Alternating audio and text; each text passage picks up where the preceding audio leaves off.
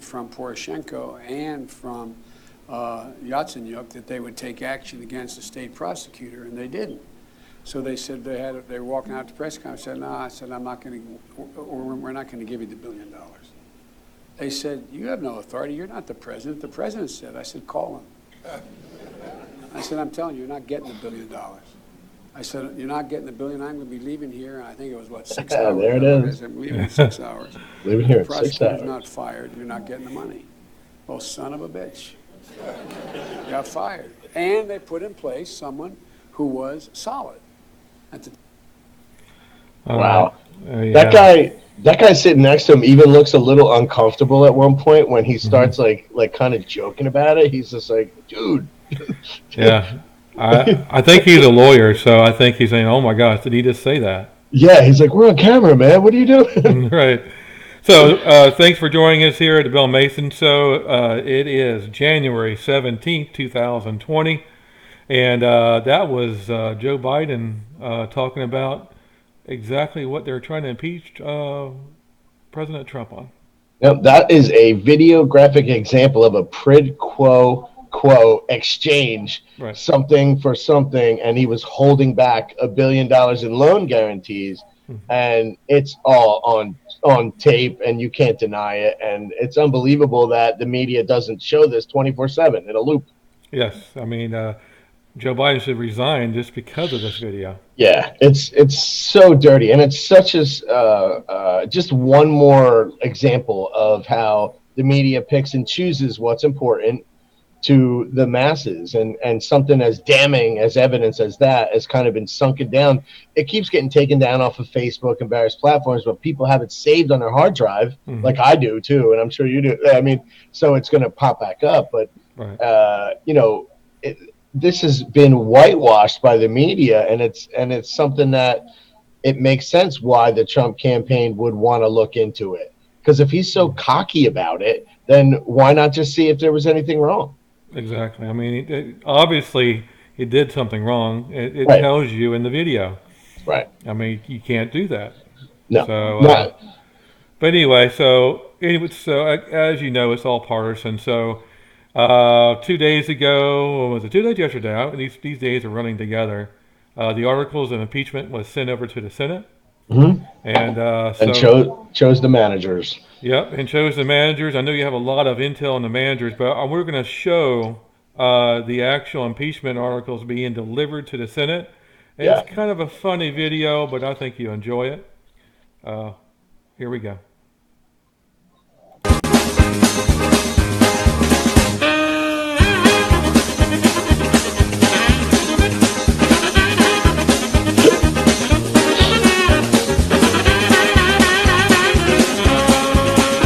Wobbly man. They were walking so slow, they had to speed this thing up. Yeah, it was like a death march in real time. It was terrible.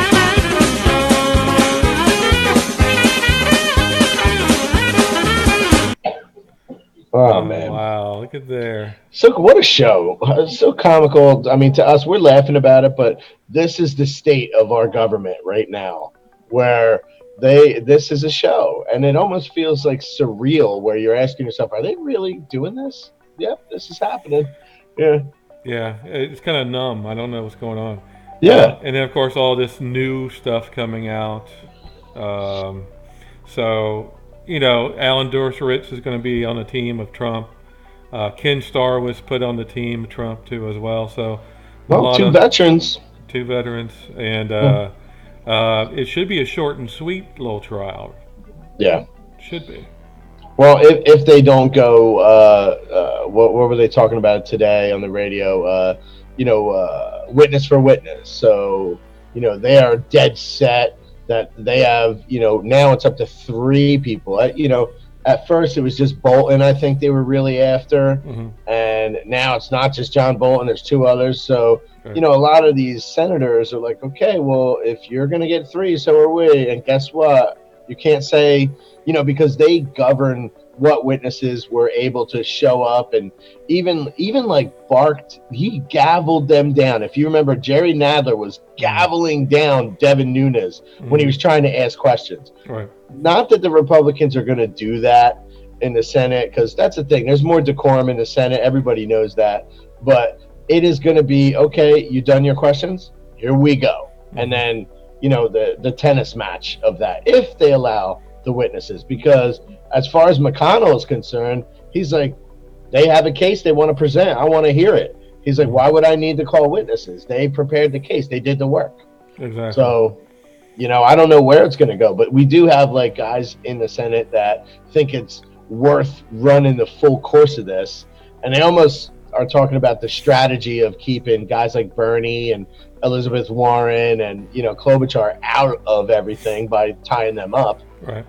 We'll see. Yeah, because I wanted to call Hunter Biden. I want to call Joe Biden. Sure. All those should be called. I mean, that's what the whole impeachment's about.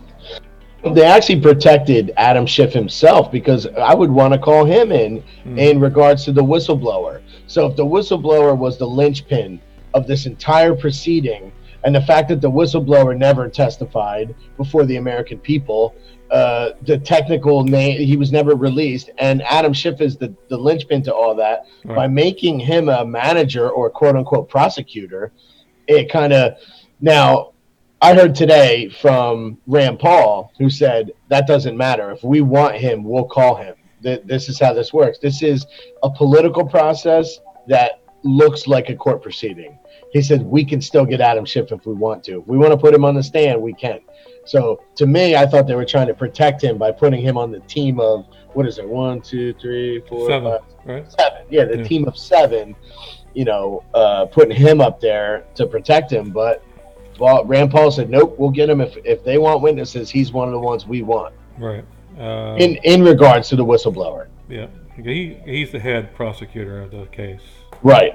And they got Nadler in as second. I just want to say real quick, like, about these guys, like, you can look, it's all California, New York.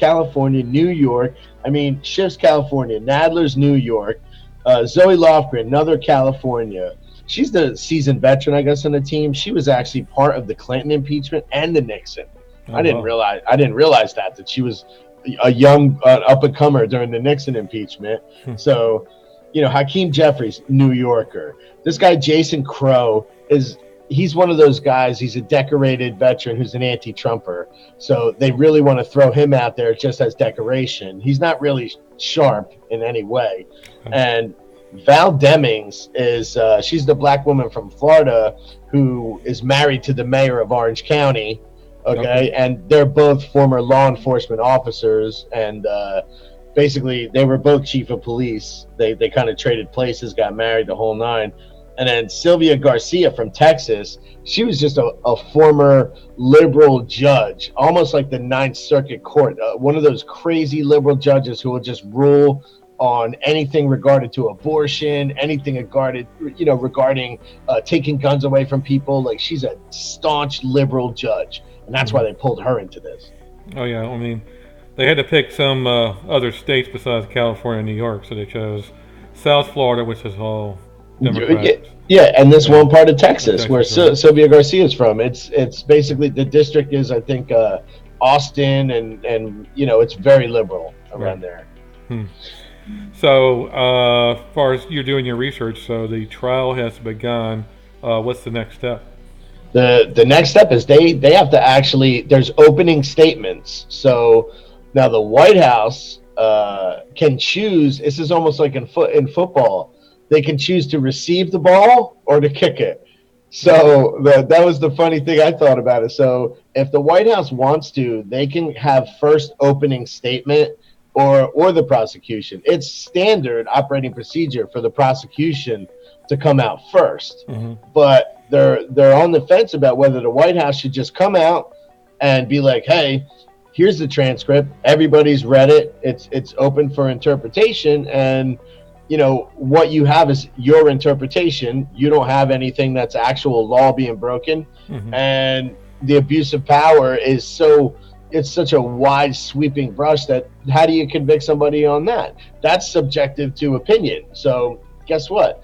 in the rule of the executive branch, he has sole power to negotiate treaties. He can talk to these people however he wants. And as far as the meeting goes that was supposed to go down, every new elected president ends up getting a meeting with our president, because that's the way it is. We're the biggest player in the world. He meets with them. Now, setting that up is not anything that's going to advance Trump's career. And I'm so sick of that circular reasoning where they say, like, all of these things were done so Trump could advance his career, advance his 2020 election. This guy is losing money being president. His brand is getting dragged through the mud. He's not even taking any pay.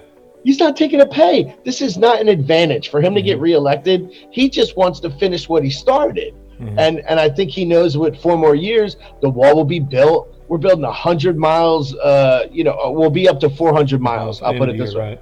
Yeah, by the end. I mean, that's something they said he wouldn't be able to do. Right. And I mean, he's signing trade deals, and he's not stopping. So with 4 more years, I think he would complete every single aspect of his promises. Well, he definitely needs 4 more years. There's no way, because they can reverse the things they did if you don't get 4 more years. I can't imagine if I hope this falls back on the Democrats, this bad behavior. This is Democrats behaving badly. And if the voters show up and the Republicans get the House back, then it's like a weight off your shoulders. Right. Now you can get some stuff done, some budgeting appropriations and stuff like that can get done. Right. And now you're really working, because right now the Democrats have had their foot on the brake for 3 years. I mean, this is ridiculous. Yeah, I mean, if they win the House again, it's going to be another impeachment. Yeah, they'll just keep going. It won't stop. And if, God forbid, if the Senate becomes Democrat, oh my gosh, that's going to be a disaster. Yeah, and I heard some talk about that Schumer wants to let his shining stars in the Senate go up there and try to win the Senate. And it's like, I don't know. Schumer on his best day looks like an idiot to me. And I'm not a highly educated voter. I could just see through his bull. And, I can't imagine the guys that they would bring up to argue this case, because in the terms of the Senate and them being these impartial jurors, which is kind of I don't know, that's not even the case, because a real jury would be sequestered, not be able to go on the news and talk about things and like all of this stuff. So it is a real political jury process. It is. So I think Schumer wants his 30 minutes of fame out there. Right. Well, we have like a 10-second video of Pelosi saying that Trump won't be president again one way or another. And was saying that we'll impeach him forever, over and over again. So I'm going to play this video. It's kind of disturbing. Here we go. It is. Again, it's Sunday morning. Let's be optimistic about the future, a future that will not have Donald Trump in the White House. One way or another, 10 months from now, we will have an election if we don't have him removed sooner. But again, he will be impeached forever. That's sick. It is sick. It's about putting that rubber stamp on him and kind of putting an asterisk on his presidency. Right. But to me, it's going to be a badge of courage when he gets reelected as an impeached president. It's going to be great. It will. I mean, there's nothing I can say for her. I mean, she's a drunk. She is an idiot. I mean, all the above. Yeah, she's going all in. She's going all in. She is all in. Something that Trump is going to do. They're just petrified. She's scared to death. I stumbled on something today. Her son Paul Pelosi Jr., he worked in the Ukraine as well for a company called Viscoil. It's a group that had some other connections, not directly with Burisma, but with this company called NRG Labs, which has ties to actually places in Texas and is connected to this guy Joseph Cofer Black, who was a former CIA director under George Bush Sr. So anyway, Paul Pelosi Jr. is also tied up into this Ukraine stuff. I think we just haven't stumbled across how and where, and the Devon Archer lines with Rosemont Seneca. He's tied up with John Kerry's son-in-law, or I guess it's a stepson, the Hines kid. I'll call him the Hines kid. they're tied up with Biden, and Biden's tied up with Hines, and also Devin Archer, and then it also leads back to Paul Pelosi and this guy Alan Apter, who's on the board of Merrill Lynch and Morgan Stanley. So, man, does this get soupy. Oh, wow. I know you've been doing a lot of research on that. Yeah. All the connections. I know you want to do a full video of just Ukraine only. Yeah, it would probably take an hour and a half to 2 hours just to bring people up to speed of the companies, what they did, and what really happened in the fall of Ukraine. And that coup was orchestrated too. There's proof of that. And Victoria Nuland, everybody forgets her name. She has come up in this. She actually testified in the the impeachment inquiry. She was passing out cookies to the protesters back in 2014. Mm-hmm. Okay, she was part of the coup that went on in the Ukraine. She was literally right there, and her spouse, her husband's name is Robert Kagan. He sits on the board of the Council of Foreign Relations. Right. Okay, so this is soupy as you can get. Yeah. I mean, these ties are not only financial, but they're related to what's called the deep state, the people that overlay these presidents. They outlast Obama, and that's why she was so shocked. Victoria Nuland and Sondland, they were like, "Wait a minute, you can't just change us out. We've been here for whatever." But the truth is, he could do whatever he wants. Mm-hmm. Just because the other presidents chose not to change him out doesn't mean that they can't be changed out. Oh yeah, definitely can. That's his right. Yeah. I mean, the Council of Foreign Relations normally chooses the State Department secretary, all the ambassadors, and they go on their plan. Their plan was to stabilize Ukraine and overthrow it. They did that. And these people, it's a non-governmental organization. They're not elected officials, but they try to actually counter the power of the executive branch of the United States. That's what people don't realize, that behind the lines, the power that they're trying to play is also what the executive branch can do. And that's why there's so much fight to go up against this. Trump said, we're not going to do it that way. I'm picking the people. Yes. And they just made him so mad. Oh, it rocked them to the core because they had so many things that were about to either be stopped, but, they had a plan to stop Trump. Mm-hmm. Rudy Giuliani stumbled across that. Right. And now they're pulling Lev Parnas out, and I guess they're doing the same kind of tactic that they used with every other guy they wanted to flip on Trump. Mm-hmm. With his idiot lawyer. They said, "Oh, we got you on taxi cab violations, so you were selling medallions and buying medallions, so you're going to go to jail unless you flip on Trump." Mm-hmm. Lev Parnas is now singing like a songbird, making stuff up that's being disproved on top of it, and he's perjuring himself. Mm-hmm. I mean, this is getting ugly, man. It is going to get it's going to be even uglier between now and the election. Yeah, definitely. But it has to. Like they say, it's got to get worse before it gets better. Right. These Democrats got to air all their dirty laundry out before anything else is going to happen. Right. Well, we do have another video of we're going to show you of the Adam Schiff on Jeopardy. No one knew who his name. Just get a little funny here and see. Just dead silence. All right, so let's take a look at this. Yeah. 1/53 of California's House delegation is this Intelligence Committee chairman. His name is Adam Schiff. Nobody knows who he is. Yeah. So funny. It really is. No one knows who he is. No. For as much as he wants to be a superstar of the Democrat Party, it's a shame. It is.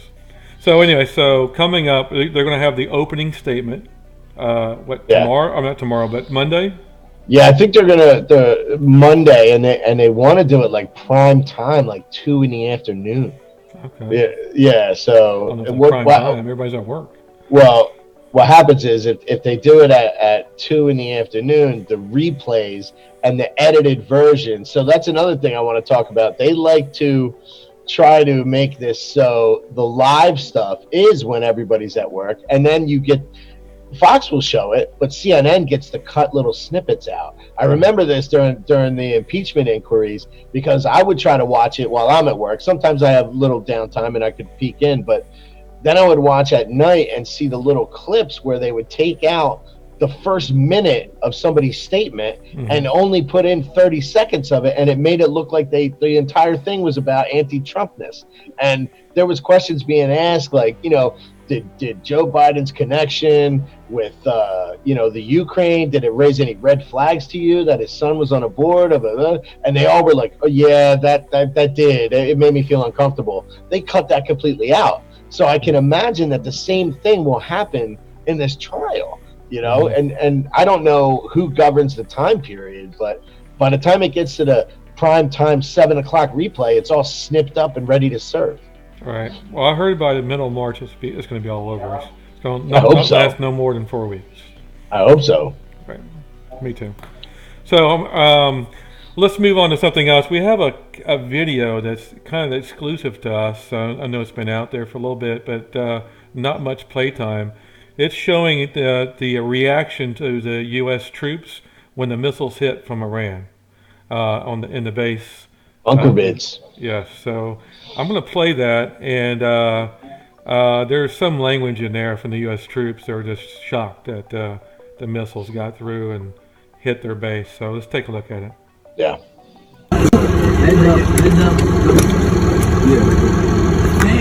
Holy fuck! God damn! Oh shit, bro! Fuck! We're good. Shit, another one. I don't see more coming. Not from that same direction anyway. Stay right here. All right, so that's pretty wild there, showing when the missiles hit. And that was courtesy of the BBC, by the way, if anyone didn't notice that. Yes, we appreciate them letting us show with the video. Yes. So anyway, we are also going to look at Iran and Egypt. They are, their tone there is like they want to go to war to each other. Yeah, they're in a shoving match that could easily turn into a slugfest. Right. So Turkey's on the side of one militia, and Egypt's on the side of the other. So it could easily get off to a war between those two countries. So I want to have a video here.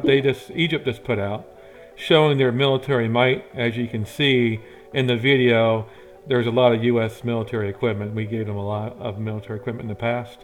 And here we go. حينما تحين اللحظة التي يترقبونها تراهم يتسابقون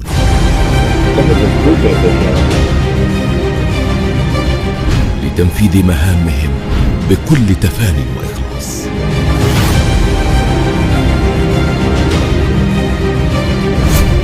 إنه نداء الوهج، فمصر ملء القلب والقلب.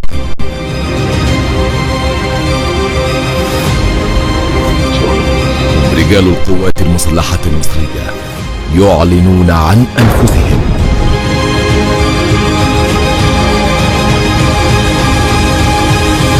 المناورة قادر 2020 حماية وطن.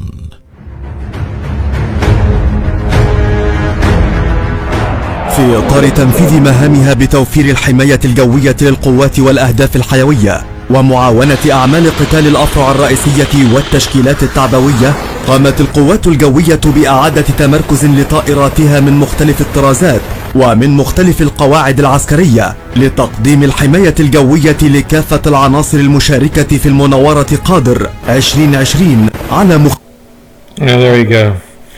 So they're showing their might to Turkey so they can scare them away. So Turkey and Egypt might go to war over Libya. We also go ahead. I was gonna say, I wonder if that's like a commercial that they run like in between their news shows or whatever. I mean, they might show like join military now or something. But I think in Egypt you have to join. Oh yeah, you're Yeah. conscripted basically. But I'm Right. saying it's like it's highly produced. It's I gotta very, say, like the quality is nice. very nice. I mean, it goes Yeah, on. I didn't play the whole thing. I mean, yeah, it goes on for 2 minutes. I said, yeah. our viewers probably get sick of seeing that. But anyway, it's pretty amazing though. But yeah, as far as the conflicts going on, we got, of course, Egypt and Turkey, they might go to war. We Right. got Saudi Arabia and Yemen already at war. We have Syria still in civil war with Russia and Turkey and everybody else there. We have us and Iran. It's still not resolved. No, not at all. Yeah, we got China, Taiwan that could flare up any time. I mean, we have conflicts around the world. We got the impeachment trial at home, which should not even be going on. Right. So we have to be vigilant and hopefully let our viewers know what's going on around. Yeah, I mean that's all we can try to do is keep our ear to the rails. I mean, there's definitely a train coming, and sometimes I think that like this impeachment and stuff, it just distracts. At least me personally. Like I know you have like definitely your ear to the global rail, but it distracts me so much. I put so much of my energy into it that I really take my mind off of. I had just watched a video about what Israel is actually going through, and like people don't realize what it's like to be Israeli. Where this is like every day. Like they're taking rocket attacks, and there's acts of terrorism, and they're showing these two women in their 20s, like beautiful girls. They're like getting ice cream, and they have AR-15s strapped to their back. They're wearing like sandals and a dress, and they have each one of them has AR-15s, and they're eating ice cream.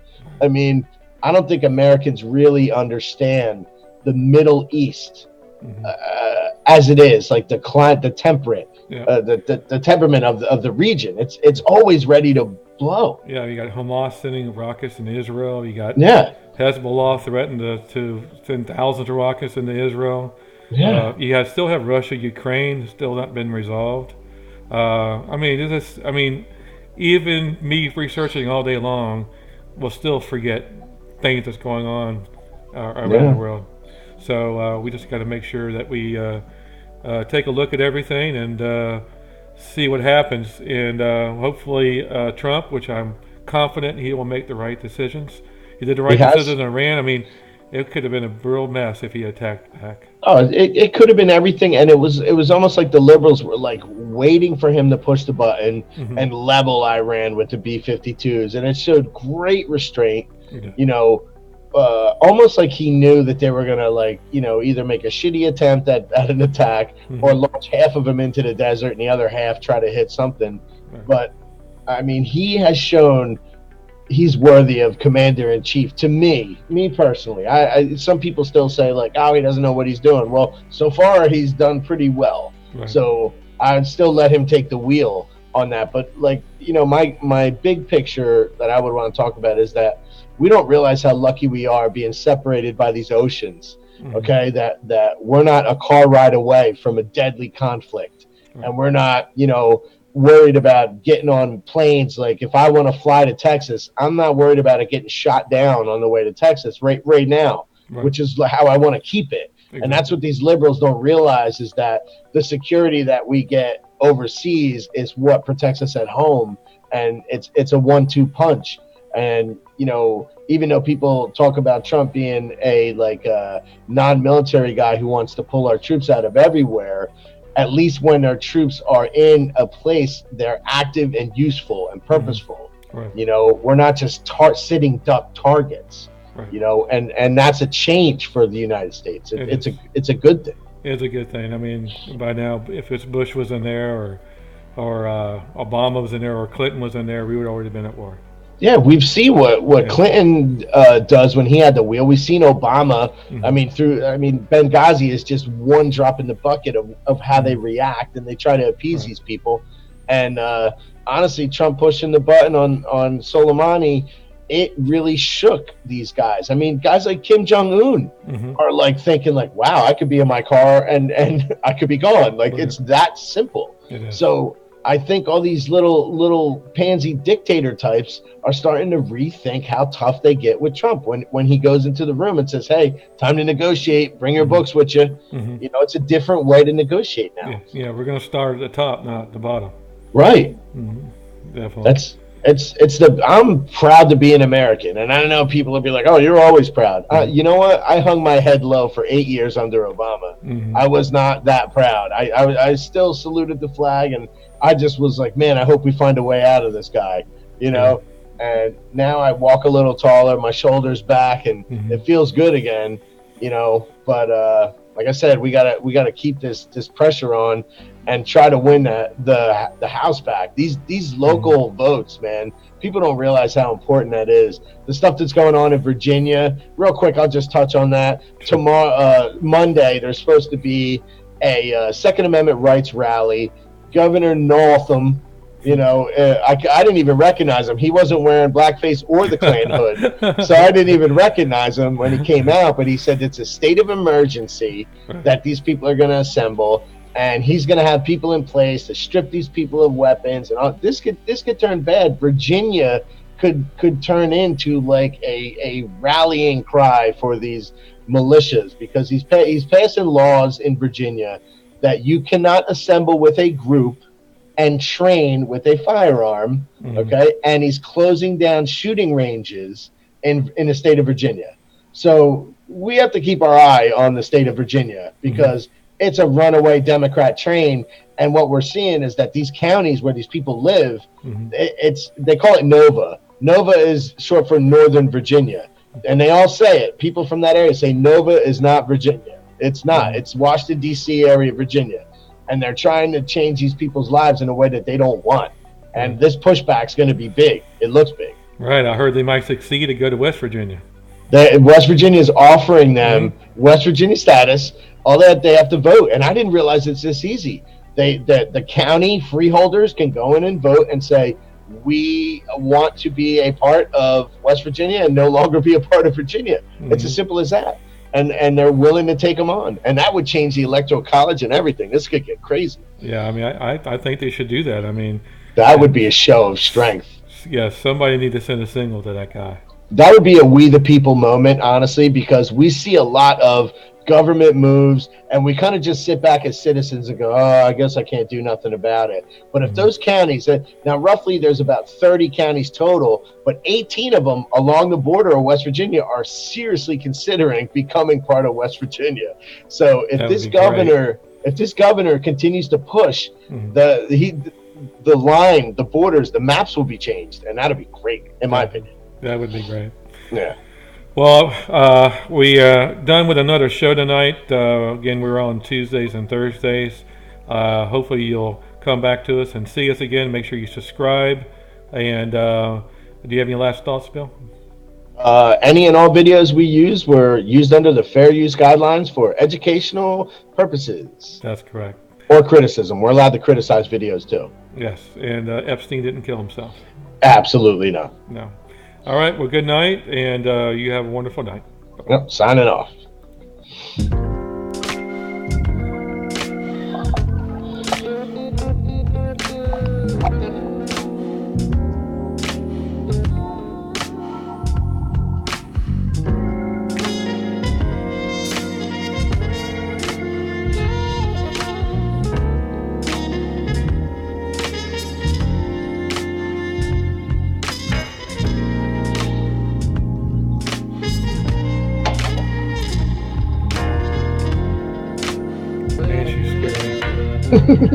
I tried to find the scariest picture I could of her.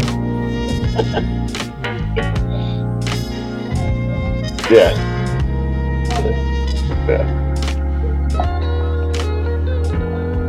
Oh, she's in there. She's just all moving around.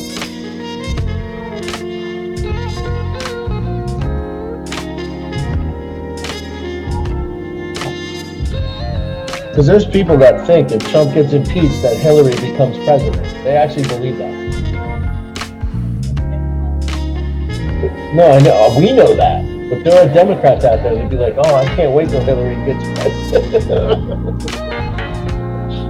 Oh, man.